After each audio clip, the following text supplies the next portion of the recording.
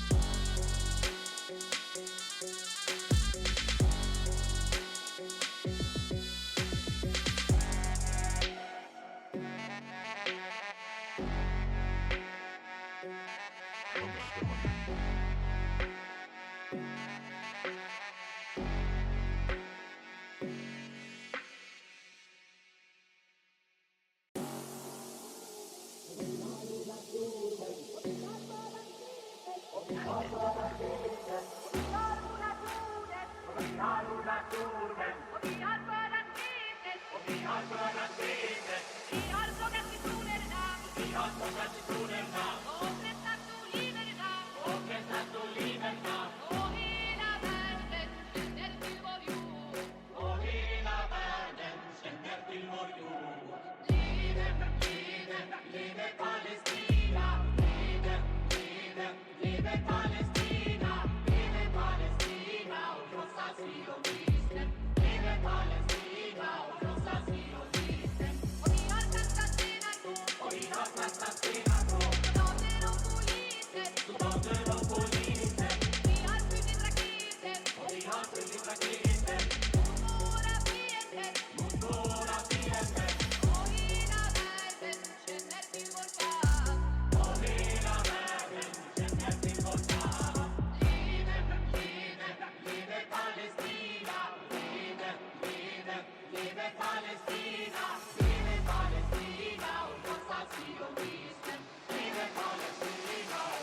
sionismen. Leve, leve.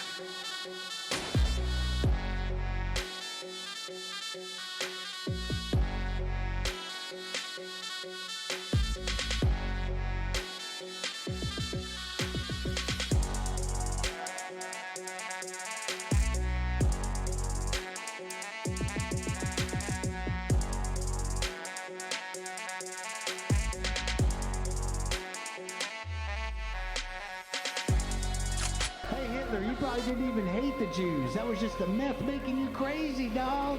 How much does it cost for fascism? How much do the taxpayers have to pay for a fascist country? Stop being cowards, because the collective cowardice of you and people like you is what has led to the circumstances of today. You can stop letting the enemy dictate the terms of your struggle. They're evil. They are actively doing evil. So treat them like the evil that they are. The time to start is now, right? The time to plant a tree is 10 years ago, and the second best time is now. Strikes are the most effective way to stop profits, get demand, and force policy changes. If you can shut down profit, you can make any politician do anything. I don't want to be part of the system as it works. It's time to stop pretending otherwise. It's time to be ruthless, and time to afford them the same amount of grace that they give to their Palestinian victims, because they are only going to get more and more ruthless with their victims if you don't.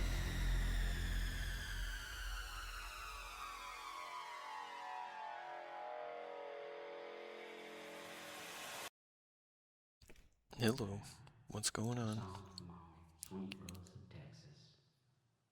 We're gonna start out with drop site news, and then we'll go to the electronic intifada. Alright. I was just looking at some headlines on drop site, and this one caught my eye. U.S. Saudi strikes kill 20 Iraqi fighters. Israeli settler attacks in West Bank hitting an all-time high, and a cholera outbreak in Sudan.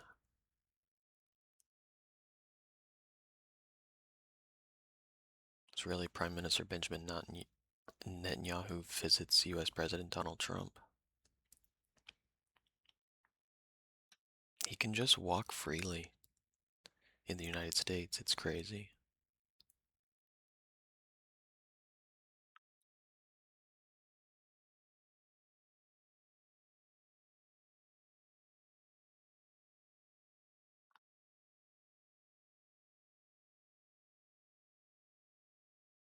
Missile exchanges still going on.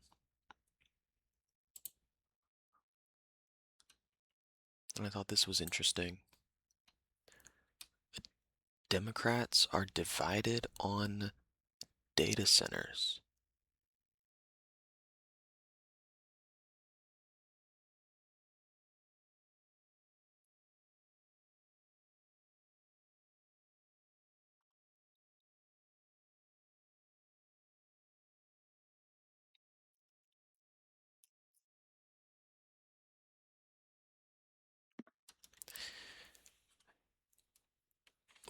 If you stand for freedom at all, you stand against the data centers. I mean, if you care about our environment at all, you should stand against data centers.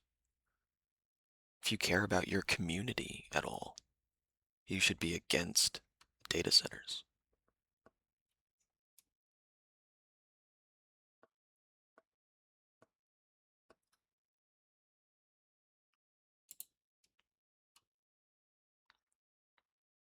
Trump in New York Times said there's a Russian spy base in Cuba. It turns out it's a school. And the New York Times? The fuck?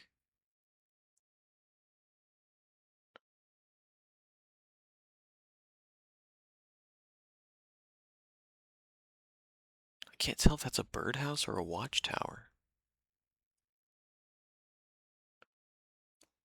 This abandoned watchtower, okay, it is one of the few structures left from the Lord's spy base in Cuba.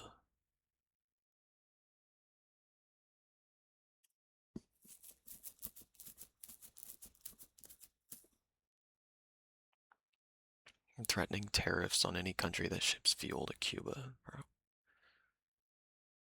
Insane. Let's go with the electronic intifada.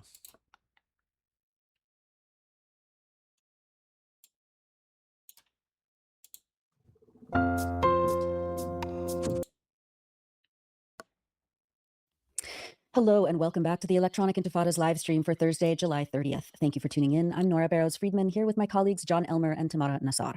Ali Abunima and Asa Winstanley are away this week. It's day 1028 of Israel's genocide in Gaza.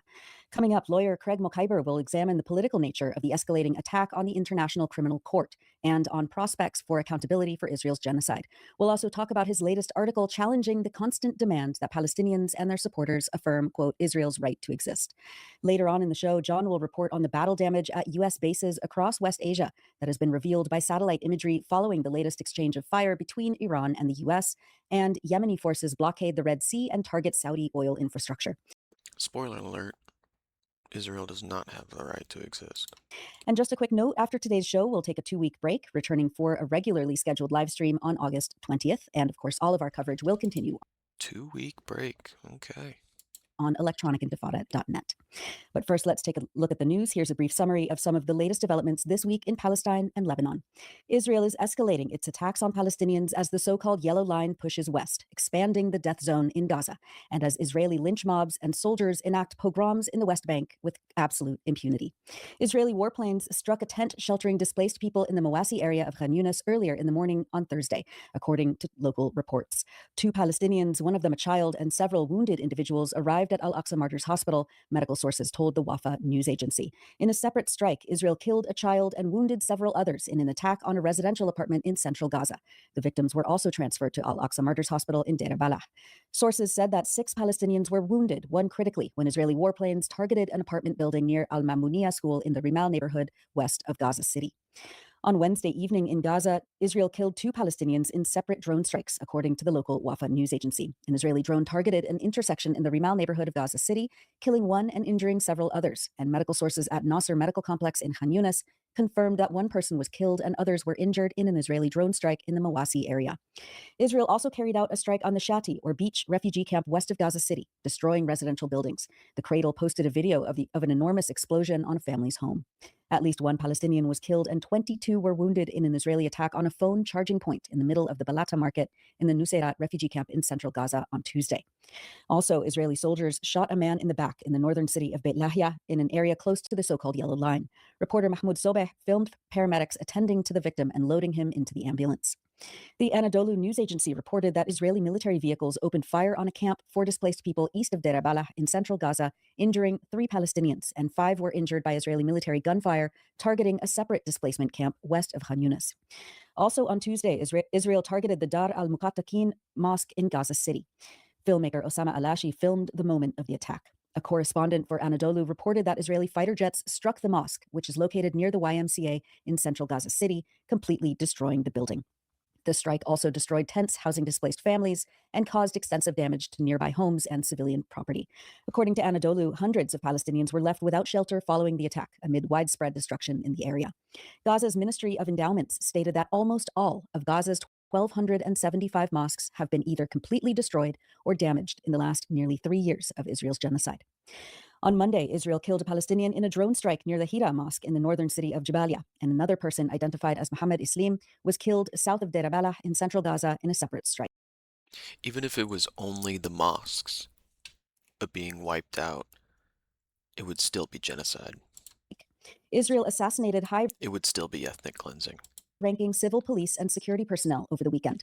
On Sunday, in a so-called double-tap airstrike, Israel targeted the director of the Internal Security Service in Gaza's Central Governorate, 44-year-old Colonel Wa'el Musa al-Ladawi, along with Major Ramez Tawfiq Abu Zurek, 49, while they were driving in a car in Deir Balah. This came just a day after Israel assassinated the police chief in the North Gaza Governorate. 54-year-old Brigadier General Abdul Nasser Mohammed al-Muqadma was killed in a targeted airstrike in Gaza City on Saturday.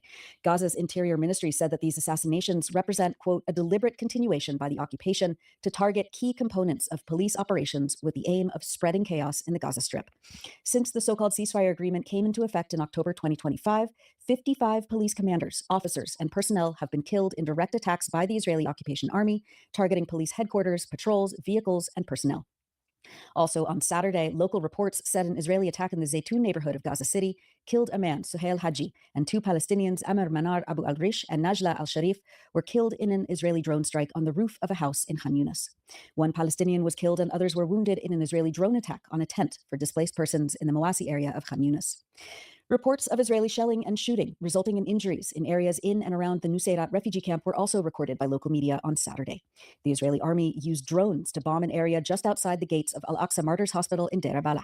Closed-circuit TV footage shows the moment when a nearby journalist tent was rocked by the explosion. Al Jazeera's Tarek Abu Azoum was there and described the scene. The military struck a target nearby Al-Aqsa Hospital. We were in journalist tents, and it seems that there is another explosion now. The Israeli military struck the gate of Al-Aqsa Hospital right now. We are trying to reach closer to see what is happening there. It's the gate of Al-Aqsa Hospital that has been struck at the moment. People are really wounded now. This is an elderly man who has been injured. And here we can see that a group of civilians have been hit in this small shop here. Drones are still hovering at the sky, over the sky right now. And on the ground, we can see that a group of Palestinians have been wounded, and now they are waiting to be evacuated by civilians to Al-Aqsa Hospital. This has been one of the bloodiest days here in central and northern Gaza. The Israeli military has been raising up and scaling up the scale of attack, and civilians are trying to evacuate the casualties from this side. This is the gate of Al-Aqsa Hospital, and here, these are shops where people usually buy their needs and journalists gather. So it's another chapter of agony, misery, and relentless attacks as ambulances and casualties are now evacuated to inside the hospital here. It's very chaotic at the moment as the Israeli military is still scaling up the attacks with no sort of respite across the territory. That was reporter Tarek Abu Azoum in Deir Balah on Saturday. Israel is continuing to expand its extermination zone in Gaza as reporters and field researchers documented the so-called Yellow Line moving further westward yet again this week. The United Nations Humanitarian Office stated on Tuesday that its partners received reports of more than a dozen families who were newly displaced in eastern Gaza City. Palestinians in Deir Balah, Khan Yunis, and the Gaza City neighborhoods of Zaytun, Tufah, and Shujaiya, as well as northern Rafah, told Reuters that Israeli forces have advanced the yellow block markers during the past 10 days, triggering new waves of forced displacement. At least 7 people interviewed by Reuters said residents in some affected areas, quote, received warnings via text messages or drone-mounted loudspeakers before leaving once again. Our contributor Mohammed Assad took these videos of massive displacement shelter camps in western Gaza City, which remain overcrowded without basic infrastructure and confined by Israel and the West to a constantly shrinking space.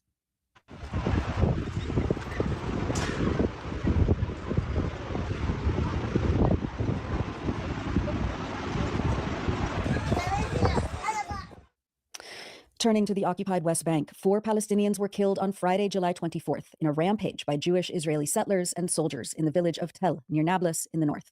Dozens of Israeli settlers from the nearby colony of Havat Gilad carried out a pogrom in the village, trying to break into homes and opening live fire on Palestinians who amassed to defend themselves and their properties from the invading lynch mob. A joint statement by Palestinian human rights groups says that as villagers rushed to assist in the defense of their community, quote, an armed settler wearing military apparel opened live fire on civilians, injuring several. Incensed by the attack, a villager confronted the armed settler and disarmed him. A subsequent exchange of gunfire resulted in the deaths of a soldier and an officer from the occupation forces, both residents of nearby settlement outposts. The exact source of the gunfire remains unverified, and no presence of Palestinian firearms was reported or proven in the area. Walked up and disarmed him? Holy shit. What a badass. The resident of the village who disarmed the settler and was shot dead was later identified as Farouk Ramadan. Uniformed Israeli soldiers then arrived at the scene, the joint statement adds, and immediately opened live fire directly at Palestinians. As a result, 4 Palestinian residents of the village of Tel were killed, and 4 others sustained live ammunition injuries. The injured were subsequently evacuated to local hospitals for medical treatment. Israeli forces later that afternoon infiltrated the city of Nablus, raiding the hospital where Palestinians injured in the settler attack were receiving treatment, and arrested them in the emergency department. The Palestinian rights groups add that later that night, Israeli forces again raided the village, arrested approximately 30 residents, and raided the home of Farouk Ramadan, who had been killed earlier that day, in preparation for its punitive demolition. Dropsite News reports that, quote, armed settlers accompanied by the Israeli military established a new illegal outpost on the site of the attack, installing caravans after uprooting hundreds of Palestinian-owned olive trees in the area. It is one of at least 6 new colonial outposts reported on occupied Palestinian land as Israeli settlers take advantage of the mass crackdown they incited, in addition to the expansion of existing outposts over the past few days alone with the support of the Israeli army, Dropsite added. Other outposts established by Israeli settlers over the weekend in Palestinian villages include those in Safa and Sinjil in the Ramallah Governorate, in Deir Istia and Deir Balut in the Salfit Governorate, and Asira al-Shamaliya in the Nablus Governorate. Multiple other outposts are being expanded, Dropsite reports. Following the pogrom in Tel, Israeli settlers engaged in other attacks in nearby Palestinian villages and set fire to homes and cars. The Palestinian rights groups said in their joint statement that on Friday evening, heavily armed settler militias under the direct protection of the occupation army launched coordinated attacks against the villages of Sara, Urif, Jit, and Fara'ata. Settlers set fire to homes, vehicles, and agricultural fields and severely assaulted local residents, inflicting serious injuries. Simultaneously, they continued an unprecedented campaign of violence and intimidation against the town of Beit Furik. Settlers also set fire to a mosque in the village of Kur on Sunday, spray painting its walls with racist graffiti and damaging the interior of the building before local residents managed to extinguish the fire. Another mosque, which was under construction in the village of Kusra, was attacked by settlers also on Sunday. The Israeli mob burned wooden materials and construction equipment at the site, local reports say. My colleague Tamara Nassar will be publishing a detailed report on the accelerating rate of Israeli settler violence and pogroms across the West Bank, so do look for that on electronicintifada.net. Burning building materials? Just raw wood? God. Zionists are just a fucking blight on humanity, I swear to God. Following the settler pogrom in Tel, Israeli soldiers attacked journalists with tear gas while they were working in the village and covering the developing story. Israeli forces also imposed collective punishment measures on Palestinians across the West Bank, including closing major checkpoints and the entrances of towns and villages. The Israeli army closed a checkpoint south of Nablus, preventing an ambulance from passing through, which was carrying a pregnant woman in emergency condition. The Anadolu news agency says that the ambulance crew was held for more than 30 minutes while the woman, who was 6 months pregnant and suffering from severe bleeding, was forced to undergo a search despite her critical condition. The ambulance officer said that Israeli soldiers ordered the crew to switch off the ambulance's engine, causing its onboard medical support equipment to stop operating. The ambulance was eventually allowed to continue to the hospital, where doctors managed to save the woman's life but were unable to save her fetus. In the Jordan Valley village of Ain al-Helwe on Tuesday, July 28th, the Israeli civil administration, backed by occupation forces and settlers, carried out demolitions of homes belonging to the Daragma family in violation of a Supreme Court injunction order, according to the Jordan Valley Activist Collective. In a video posted by the activists, Israeli bulldozers are seen tearing down structures and destroying property while Israeli soldiers look on. This past week, Israeli forces ordered the demolition of at least 10 Palestinian homes in the town of Beit Dajan, east of Nablus. The Wafa news agency reported that the demolition orders are targeting homes and agricultural structures in the central and eastern part of the town, including a poultry facility. In Lebanon, our contributor Rokaya Shamsuddin reports on continued Israeli attacks on the south, where she says the reality on the ground clashes with the Lebanese state's PR campaign. She filed this report for the Electronic Intifada on Wednesday. This is Rukaya Shamsuddin reporting for the Electronic Intifada. The so-called ceasefire framework backed by the United States in southern Lebanon. The impunity is so fucking crazy. Like, the Israelis aren't even afraid to be on camera while they stand there while a Palestinian home is demolished. Because they know that the world will stand there and do nothing.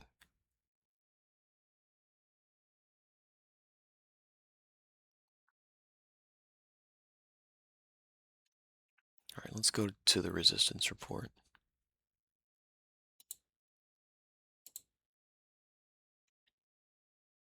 All right, so you are watching and listening to the Electronic Intifada. I am John Elmer. This is the Resistance Report on day 1028 of Israel's genocide in Gaza, day 153 of the U.S.'s illegal aggression against Iran. I am reporting this on the afternoon of Thursday, July 30th, and things are, as always, moving quickly. We will get into that more on the show. Let's take a look at the maps, as we always do. Again, this war was started, as Craig pointed out, with the supreme international crime of aggression by the Israelis and the Americans that launched the war on February 28th. More than 10,000 U.S. Airstrikes on Iran, a comparable number of missiles and drones launched from Iran towards a couple dozen U.S. bases across the region, particularly, as you see on this map in the far left, Kuwait, Bahrain, and beside Bahrain there, the peninsula of Qatar, repeatedly hit, and then Jordan over along the border with Israel further to the west have made up the thrust of the targeted bases. The real point, actually, this week in our weekly show was that for 5 days this week, there was an undeclared pause in fighting. The U.S. stopped after 13 straight nights in the middle of July till this week, 13 straight nights of attacks that were responded to by the Iranians. And then after the final response to the final U.S. attack, overnight attacks, the U.S. were doing nightly attacks. Iran responded to the final one, and then there was a pause, in effect, an undeclared ceasefire, because Iran wasn't acting wasn't aggressing. They were being attacked, and they responded. And again, This has taken off, and now, as we are on the air, U.S. strikes last night, overnight, resumed, and Iranian missile attacks have resumed as well. And we'll get into some of those as we move forward. But just on the Strait of Hormuz, as we look at the next map, we can see the Strait of Hormuz. The Islamic Revolutionary Guard Navy said that, again, I've read you this pretty much every week. This is exactly what they say every time. It's also what they say on Channel 16, which is the channel, the radio channel that all ships in the Gulf, Persian Gulf, are communicating on. But it says, we warn against the use of alternative routes in the Strait of Hormuz. The entrance to and exit from the Strait of Hormuz are clearly defined and remain under our full control. The alternative routes are unsafe and dangerous, and we warn against using them, as doing so will have serious consequences. That route they're talking about is the Omani route with so-called U.S. escort, but it's not ship escort because they don't have enough resources for that. It's an aerial escort at best. It's also a hotline that ships that are about to get struck by Iranian projectiles for violating Memorandum of Understanding number 5 are attacked in that channel. And the crossings of the Strait of Hormuz have become a trickle. In the Omani route, it's less than 1 a day, and it's a 10 or 12 a day through the northern channel. Again, this is a significant reduction from the more than 120 oil tanker crossings before the war, down to a trickle now. And again, the World Bank has said that this is the large. They said actually weeks ago that this was the largest oil disruption in the history of oil, and so that was as of a couple of weeks ago. So it's that much worse today. And the understanding from industry sources is the flow rate to recover for each of these is each day it's closed is at least 1 week to resume. And so now we have been closed for months, and we're talking multiple years to recover the oil flows back up to the global supplies that are necessary. Let's take a look at the next map. We can see I showed you this map last week. It's handy to see the whole region. If you look at the bottom, in the middle there, you see it's just cut off at the bottom, but that is the Bab el-Mandeb.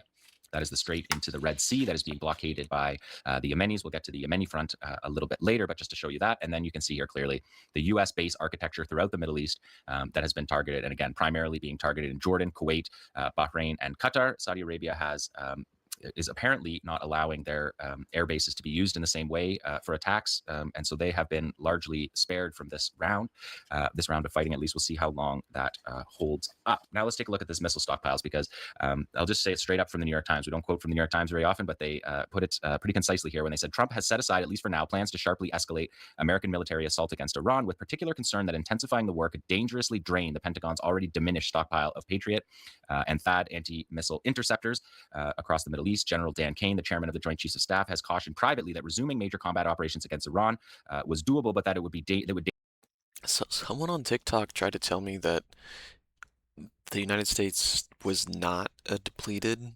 on munitions. Like, brother, there's like actual reporting on what's happening, and then there's just fucking propaganda. Like, and the propaganda outlets will just straight up lie to you. They'll just report the opposite of the truth without even blinking. When will my comrades come to reality? Dangerously deplete interceptors available to the United States Military Central Command, which is responsible for operations all over the Middle East. Now, this is the CSIS map, the Center for Strategic and International Studies graphic. Sorry, they put this graphic up as of April, and you can see the unit cost. Particularly, we're looking at the air defense costs, are the bottom two. The SM-3 and the SM-6, those are interceptor missiles that are on Navy ships on the Aegis program, and the Navy ships, as I've reported week after week, are far too far away from the battle to actually impact it with their interceptors. They're too far away. They're too far offshore. They were too far offshore in the Mediterranean, worried about Hezbollah attacks. They're too far out into the Arabian Sea because of IRGC attacks. So those are really off the table. We saw those SM-3s and SM-6s being used in the Yemen war with the U.S. when the Yemenis were firing constantly on American aircraft carriers and destroyers. But the bottom two are the key. First of all, the THAAD, the Terminal High Altitude Area Defense, which is their most significant air defense system, $15.5 million per interceptor. Less than 100 interceptors can be made in a year. The production line for these is 4 and 5 years out from an order. Orders that are already in the production line are 1 to 3 years away. So this is just really absolutely and completely limits the Americans' ability to carry out this war. And that's why you see the stops and starts, the threats, the breaks, the pauses, because the U.S. cannot continue this. And you can see just in the first 39 days of actual combat from February to April, you can see the amount of munitions used. The THAAD goes from 360 to 190, Patriots 2,300 down to just over 1,000. Again, this is April. We have now been covering 3 weeks of exchange of fire in July alone. So why don't we take a look at the next one, because they updated this to show. And again, so you're seeing finite resources. You can see it with your very eyes here. There's no secret stocks. There's no ability to recall these weapons from around the world. Previous packages that have been sold to allied nations. Most of those allied nations are using them right now to defend U.S. air bases against Iranian attacks. But look at those numbers, just in down to triple digits for the Patriot system. We've seen Patriots be fired in groups versus a single ballistic missile. We were watching that in the first round in those first 39 days. I showed you videos where we were counting 5 interceptors for a single missile. So this is just not sustainable for the United States. And this doesn't even include the destruction of the radars. And the radars, in many cases, hundreds of millions of dollars per radar that are knocked out have created large gaps in this system. So it's not just the missile interceptors, but it's as this war goes on, as the U.S. bases are degraded, as Iran targets the radar installations in particular, these missiles become less effective. And when they're less effective, they fire more of them to make up for the gaps in the radar. And so this is really a situation that the Americans can't get themselves out of. The Strait of Hormuz was open the day before the United States launched their act of aggression during negotiations, massacring people who were part of the negotiations in a secret strike, the ultimate act of aggression. This doesn't have an end where the U.S. wins this war. And for Iran, it's existential. They cannot lose this war. So they're exerting control in the Strait of Hormuz, a massive choke point for the global economy. And there's no signs of that changing anytime soon. We are going to show you a few Iranian missile operations. This first one is from last night, and it has sound in. So people be forewarned that you're going to hear the launch of multiple EMAD ballistic missiles coming up right now.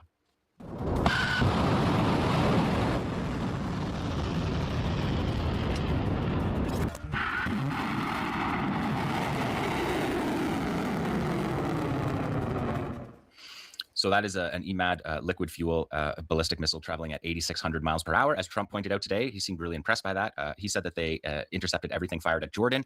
Just as we came on air, satellite footage emerged of what appears to be multiple F-35 struck on the apron at Muwafaq al-Salti Air Base in Jordan. We will follow that up for next week's show for sure.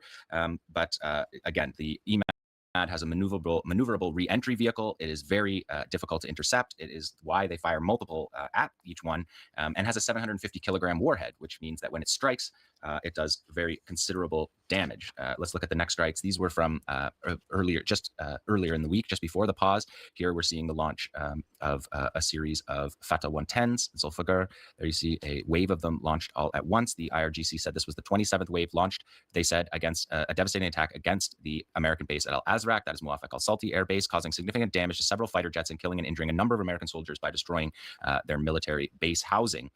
So significant strikes also at Muwafaq al-Salti is the base where 3 soldiers were killed. And I showed you that video last week and appealed to the United States military soldiers in the Middle East. There's 4,000 of them in Jordan. It's poetic, destroying their housing. Oh, you're going to destroy Palestinian homes and ways of life? Well, you're not going to be able to have any kind of way of life while you carry that out. You fuckers. Alone and 50,000 in the Middle East. I said to send us what it looks like when you're under attack on a U.S. airbase in the Middle East. Well, just after saying that, Admiral Brad Cooper, who's the head of CENTCOM, it was said that he issued an internal warning about operational security after videos surfaced of the Muwafaq al-Salti airbase attack that was hit on July 17th. Obviously not implying that was a response to my call, but just that they're aware of the operational security and how impactful it is when the world sees the missile strikes on U.S. bases, as we saw on last week's show. You can always find Resistance Report back episodes on our YouTube channel and the Resistance Report playlist. Let's take a look at the other strike, number 7 here. We're looking at an IMAD launched here. You can see it in a daylight launch there. The first one we showed was a nighttime launch, but you can see the debris falling on it. And then there's a Fatah ballistic missile that travels at Mach 15. So that's what they're attempting to show you there, the speed at which it travels.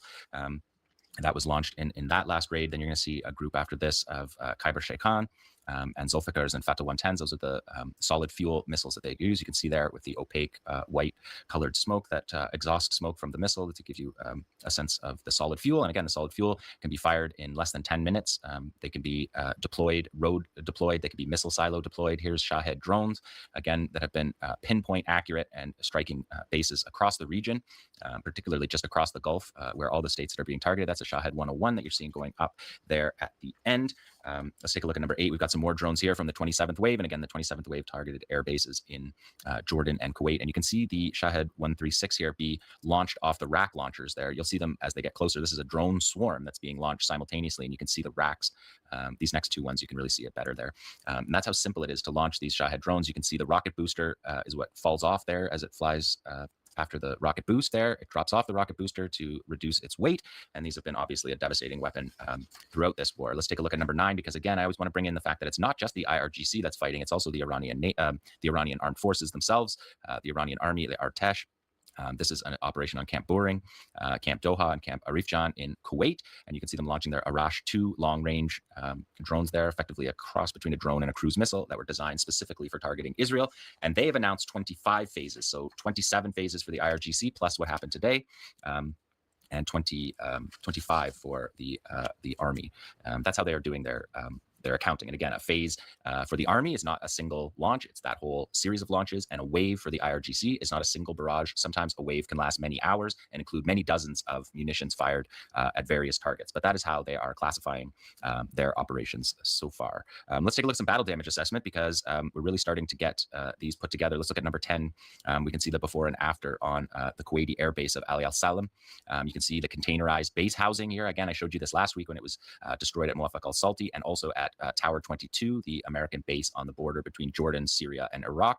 And again, we can see the next slide, 11, shows you significant damage into these containerized housing units.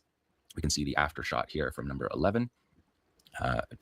Maybe they're empty. Maybe they're all empty every single time they're hit, because we know the numbers that are coming out are not accurate, although the U.S. did update their casualty database to over 200 just in the July exchanges of fire. After that is on top of the more than 450 from the first stage of the war, the first 39 days from February till April. Let's take a look at number 12, because you can see the way that that we can use this SOAR atlas, this 3D atlas, to show you this destruction on the base using multiple maps here that you can see the containerized housing destroyed. On last week's show, I showed you this containerized housing on bases in Germany. This is how the U.S. Houses their troops. And we know just before coming on air that satellite footage revealed battle damage at Ali al-Salam Air Base, the same air base at the hangars of their MQ-9 Reaper drones. We'll have to follow that up for next week and get you visuals on that and on the strike on Muwafaq al-Salti Air Base that apparently targeted 3 F-35s on the apron. Let's take a look at number 13 now. This is King Faisal Air Base, and this just gives you a sense of the size of the base. And then we focus in here on these hangars that are destroyed. And you can watch on the right-hand side, you can see the panels get blown out of those 3 hangars. The IRGC said this was an ammunition storage facility. It doesn't appear to be. That would be where they would store their ammunition, but it's clearly hangars for fighter jets and drones, which in many ways is a lot more significant of a target. Let's look at number 14. That shows the before and after of that same strike. Here on the hangar, you can see the vehicles around it, and watch it get blown out in this next one. 15 shows the after effects, and again, you can see the blowout panels on that as well. So these satellite images that the Iranians are giving to add into the mix of the SOAR 3D Atlas effects, which was launched just over a month ago and has been a real asset after the United States banned all commercial satellite companies from distributing battle damage in the Middle East. But those same satellites are allowed to show you battle damage in Iran because the Americans are bragging about the battle damage in Iran and lying about the battle damage on their own bases. Let's take a look at 16. This is Ahmed al-Jaber Air Base in Kuwait, and this is an FPS 117 radar, and you can see the radar dome there. And the IRGC said, continuing the Dark Knight campaign against U.S. air defense systems and radars in the region, they struck and destroyed 1 early warning radar, 1 missile defense radar system, and 1 FPS-117 radar, and 1 Patriot air defense missile system, and a satellite communication system related to the U.S. military air defense, all located at Ahmed al-Jaber base in Kuwait. So those FPS-117 radars, I'll show you this in the next slide, number 18. This is the original GE slide from the Cold War. This is a poster of them advertising this type of radar, and you can see a cross-section of what the previous map just showed you as a radar dome, and whenever we see that, it just looks like a white ball. But this GE promotional poster, which was sent out during the Cold War, this is part of the U.S. missile defense program that is literally a $750 billion plus program that is being deployed in the Middle East right now and failing. Is a Cold War, is a process that began in the Cold War, and these were early warning radar stations that were set up in many cases in Canada to track Soviet launches. And so you can see on this one, inside, it looks like the dome is broken, but it's the cross section. You can see the massive size of the phased array radar that's in there, multiple stories high, and then below it, the base on which the FPS-117 sits can be a command center underneath. So maybe that's empty too, because we're not getting casualties like these ballistic missile strikes seem to indicate. Let's look at number 19, because this is an interesting one. The U.S. Relationship with Bahrain here being targeted. These are data centers, Amazon data centers being targeted in Bahrain. 2 of them were targeted. Bloomberg verified this, that satellite imagery shows 2 damaged Amazon Inc. data centers in Bahrain, supporting Iran's claims last week that they actually did this, which every single one of these does.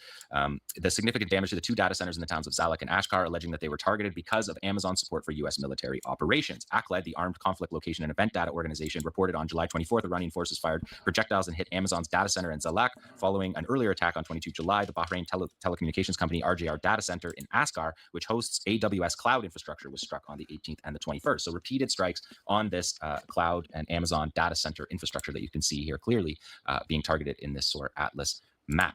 So that is the battle damage from Iran this week. And again, we had 5 of the days this week. There was no exchanges of fire. So I expect next week we'll have much more on Iran. Already today, we have much more. As I have stated multiple times, we are seeing satellite footage emerge just before coming on air of multiple F-35s being struck on the apron at Muwaffaq al-Salti Air Base. So let's take a look at Yemen now, because Yemen has joined this battle and locked down the strait, the Bab el-Mandeb Strait that you see there. This is a photograph from the International Space Station.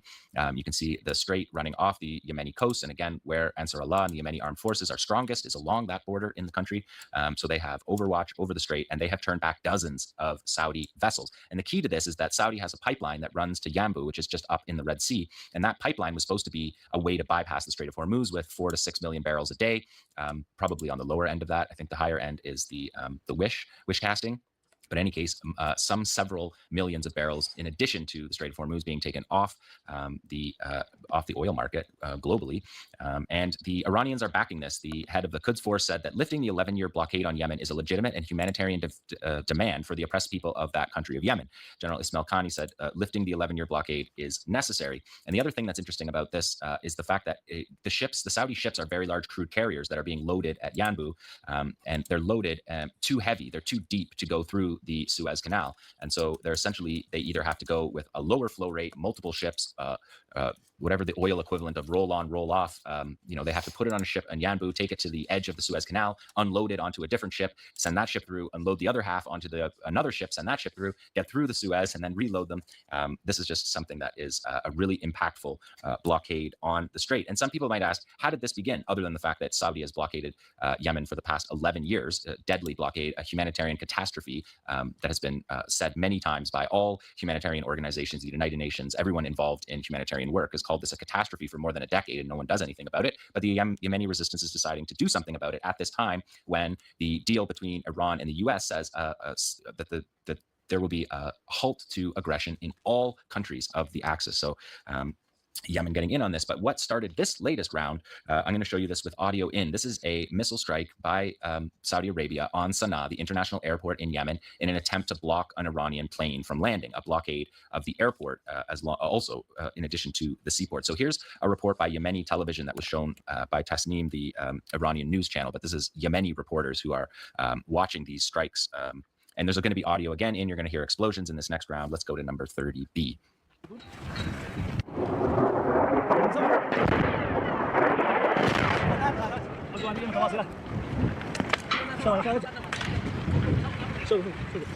That falling debris that you can hear is always the telltale sound of authenticity. You can watch here. These are standoff Storm Shadow air-launched cruise missiles, multi-million-dollar cruise missiles, and they launched 10 of them, more than 20 million, to try to stop this landing, but they failed. They didn't even hit their targets, as you can see in that. They're just hitting the runway. But that is what led Yemen to respond, a blockade for a blockade. And in response, the Yemeni armed forces attacked Saudi Aramco, their major oil facilities in Yanbu and Jazan.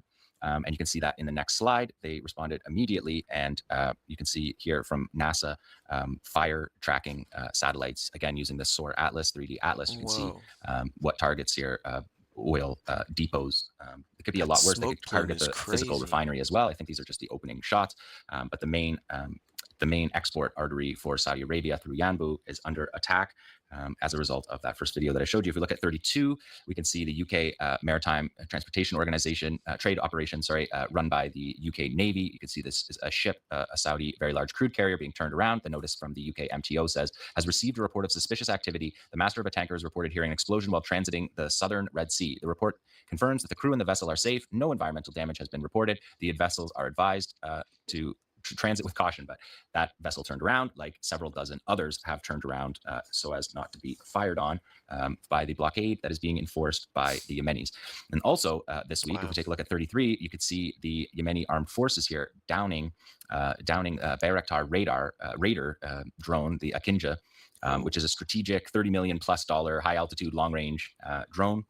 You can see it's massive, burning on the ground with the Yemeni tribesmen circling it, something we've watched on this show for almost 3 years now, watching these drones literally by the dozens, by the scores, if you will, that we have tracked. This drone was part of a major strategic alliance between Turkey and Saudi Arabia, $3 billion deal to get these drones into the Saudi. We can look at the next ones, have photos of the same thing. This drone was shot down in Al Jauf, which is in the north of Yemen. Earlier this week, and you can see it. And this is a joint project, the Bayraktar Akinja project, is such that they trained the first group of pilots, graduated late last year, and at the graduation ceremony was the Air Force commanders from the Saudi and Turkey Air Force. So this is a real joint project here. And this particular drone, this Bayraktar drone, has 24 hours endurance. It can carry a 1,500 kilogram payload, so it has offensive capabilities. It's a sophisticated drone that can be interoperable with fighter aircraft. And so this is really the crown jewel of Turkey's military industries that we're looking at burning here on the ground. And Yemen didn't let that pass. They put out the psychological operations video this week about the Bayraktar drone being dropped. You can see it here. There, it's the crown jewel of the military manufacturing. It says here it's going to talk about the summer of 2023 deal that just had its first pilots graduated late in 2025, and it's one of the largest deals in Turkish military export history. And you can see the plane there is very significant. They're showing us there the radar of the, the assumption is that is a 358. We can't see it enough, but this drone flies 10,000 plus feet higher than the MQ-9 that had been picked off time and time again with the 358 missile. And this says your gamble failed. What remains is debris. So your gamble of sharing military technology with Saudi and then deploying that in Yemen, that gamble failed, according to the Yemeni armed forces. And just one quick note from Lebanon, the Israelis said that an FPV drone overnight on Tuesday struck an Israeli D9 armored bulldozer at the Ali al-Taher ridge. And that is the ridge that the Israelis said they controlled, and Hezbollah said they will not control and do not control. That's the strategic ridge line north of Beaufort Castle. So that FPV strike, Hezbollah did not take credit for that strike. They have otherwise adhered to the ceasefire. And of course, Israel has not, with daily violations as ever. So this has been the Resistance Report on day 1028 of Israel's genocide in Gaza, day 153 of the Iran War. And again, you can find past episodes of the Resistance Report on our YouTube channel at the Resistance Report playlist. Incredible. Meet the lizards who created Graham Plattner.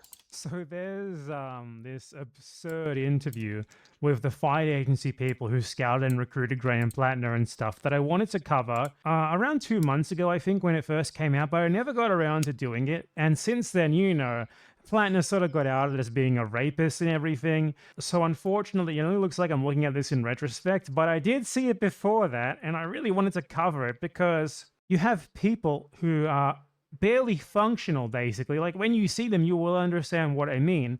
And these are the people who were, like, trying to change the Democratic Party from within, trying to, like, save the Democratic Party and stuff like that, that people like Hassan Piker were working with, and that managed to mesmerize with their incredible strategy all of the, like, supposedly socialist radicals on the American left who were backing Plattner up until it was no longer viable anymore for them to do so because, the whole rape allegation thing stepped in the way of that they didn't give a shit when they knew that he was mass murdering people in the third world. So this interview is from June 7th between two members of Plattner's team.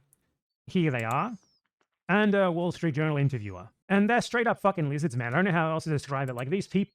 Welcome to the stream. Hato Chiari. Do not act like people have ever interacted with other people in their life. So the interviewer asked them, like, about how they found Graham Plattner, and it's exactly what I've been saying this whole time about how they found him. They basically scouted him to be, like, a husk for their ideas. They wanted someone to run on their platform who had, like, the aesthetics that they were looking for, and they found him. How did you find Graham Plattner? Well, so, we went through thousands and thousands of prospects. What is this fucking voice? No one talks like this. He's doing that on purpose. He sounds like he's out of breath. We went through thousands and thousands of prospects. No, this is like a level of vocal fry never seen before. What are you doing, you fucking weirdo? Oh my God. I'm just offended. I'm offended that this man exists. We, through a number of means, assess just a huge amount of This is not a real voice. What the hell, man? Come on. people. Then, Leanne pulled up this video of this guy with an oyster farm. My name is Graham Plattner, and I live in Sullivan, Maine, the owner of Frenchman Bay Oyster Company. And then she pulled up his FEC history. Since then, by the way, it's been revealed that Graham Plattner, his like little oyster company isn't even like a real company. It's like he sells. It was given to him by his family. He did not earn it at all. He did not build it from nothing. He didn't take out a loan from a bank. He got it, the whole thing just gifted to him. Oysters to his mother's little restaurant and no one else. It's like his mother gave him a little fake job harvesting oysters for the restaurant so that he can feel like he's doing something. It's ridiculous. He only sells to his mother's restaurant? Oh my god, dude. So pathetic. The money he'd given to Bernie Sanders and, some other people. I mean, if that's what you want to do with your life, that's some nepotism, but I mean, don't claim that you're like a small business owner. Don't claim that you're working class or blue collar. You are you're a parasite just like the rest of the upper class. Shut up. That was enough information to know that Get your fucking oysters out of here. we had the best prospect that we'd maybe ever seen. That voice is so annoying. What? They literally just saw that he farmed oysters and that he donated to Bernie Sanders, and that's the best prospect you've ever seen. That's it. These people are children. This is unbelievable, actually. At this point, you hadn't vetted Graham Plattner. You hadn't done a full scrub of who he is. How did you go about vetting him? And why did you? Oh my god. What is with the? Why are they giggling, bro? What the fuck? That woman hasn't said anything yet, and she's just laughing now, like having an involuntary spasm or something. What the fuck? We paid a nice firm a whole chunk of money and got some stuff back. Some of what you've seen on the news we got back. Other stuff we didn't. Did the vetting process turn up the tattoo that became so controversial?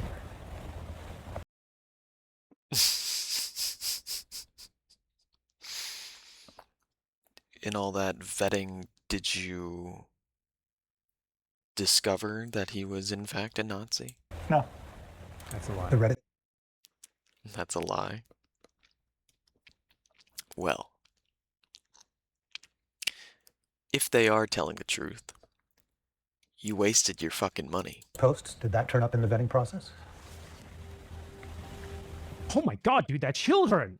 Fucking, your politics are run by these people. These are the, like, consulting firm people who run shit behind the scenes, who advise politicians, who tell them what to do, how to act, what policies to take up, and all that stuff. It's these fucking people. And I'm telling you right now, it's worse than you think. It's not just Graham Plattner, because Zoran Mamdani said that he is sticking with Maurice Katz, who is one of his top advisors. Katz was one of these people, and he was one of the main leaders of Fight Agency in these guys' team. And Mamdani said, I will continue to work with Maurice Katz. He remains a top advisor of mine. Okay? Something that, by the way, Hassan Piker lied about. He said that Maurice Katz just did some ads for Zoran Mamdani, yet here is Mamdani himself in the flesh contradicting that directly. He's a top advisor. So don't think that with the fall of Plattner, these people are gone. They're still fucking around, and they're all like this. You should be offended at the fact that these are the people who are handcrafting candidates to be put before you, and like every political commentator is trying to guilt trip you into voting for them and supporting them. The firm sent us a thing, and it had some of the posts, but it didn't have all of them. They sent us a thing. And what did you think about that? How did you think your way through the fact that he had posted these things on social media?